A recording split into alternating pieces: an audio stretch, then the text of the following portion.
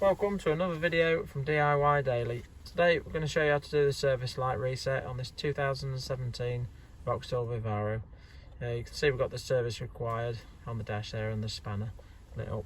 All we're going to need to use is a little button, the top button on the end of the stalk there.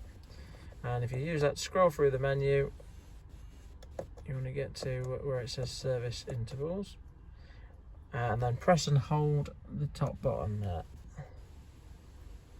Keep that depressed and it'll come up with the oil change in now. Release the button and press and hold the button again. Let it flash and then it should go solid. And once it's stopped flashing, release the button. And that's now set to 25,000 for 24 months. You turn it off, start it back up, and you'll see the service reset's gone. We've just got an injection fault on this one. We've got to clear in a minute, so that's it. Thanks for watching, guys. I'll see you next time.